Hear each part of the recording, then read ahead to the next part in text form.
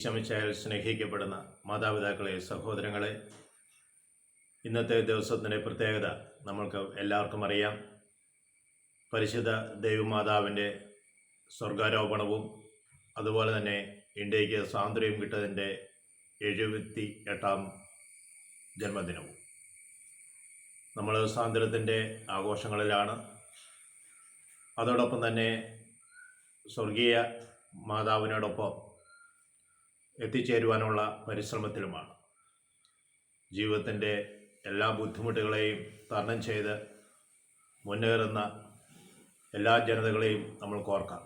പ്രത്യേകിച്ച് വയനാടിനെയും അതുപോലെ തന്നെ എല്ലാവിധ പ്രതിസന്ധികളും ആയിരിക്കുന്ന എല്ലാ വ്യക്തികളെയും പരിശുദ്ധ അമ്മയുടെ വിമല ഹൃദയത്തിലേക്ക് സമർപ്പിക്കും.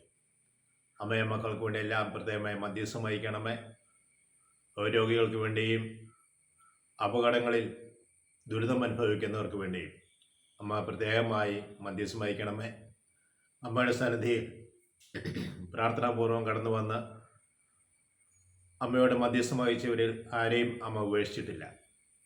അവരുടെ ജീവിതത്തിലേക്കെല്ലാം വലിയ ഉണർവ് നൽകി അവരുടെ ജീവിതത്തിലേക്ക് തിരിച്ചു കൊണ്ടുവന്ന് ദൈവകുമാരൻ്റെ വാക്കിലേക്ക് എത്തിക്കുന്ന പരിശുദ്ധ അമ്മയെ ഞങ്ങൾ വണങ്ങുന്നു. ഞങ്ങൾക്ക് ഈ ഭൂമിയിൽ രക്ഷ പ്രദാനം ചെയ്യുവാൻ വേണ്ടി സ്വർഗത്തിൽ നിന്ന് ദൈവത്തിൻ്റെ വാക്ക് കേട്ട് അത് അനുസരിച്ച് ഞങ്ങൾക്ക് രക്ഷകനെ പ്രദാനം ചെയ്ത അമ്മയെ ഞങ്ങൾ വണങ്ങുന്നു. സഭയുടെ അമ്മയായി നിലനിൽക്കുന്ന പരിശുദ്ധ അമ്മയെ ഞങ്ങൾക്ക് വേണ്ടിയും കുടുംബത്തിലുള്ള എല്ലാ മക്കൾക്ക് വേണ്ടിയും ലോകത്തെ സകല മക്കൾക്ക് വേണ്ടിയും അമ്മ പ്രത്യേകമായി മധ്യസ്ഥം വഹിച്ച് ഓരോ മക്കളുടെ ആവശ്യങ്ങൾ നിറവേറ്റി തരണമെന്ന് ഒരിക്കൽ കൂടി അപേക്ഷിക്കുന്നു. ഞങ്ങളെ ശ്രവിച്ചുകൊണ്ടിരിക്കുന്ന അമ്മയുടെ വാക്കുകൾ ശ്രവിച്ചുകൊണ്ടിരിക്കുന്ന എല്ലാ മക്കളുടെ മേലും അമ്മ കടന്നു വരണമേ.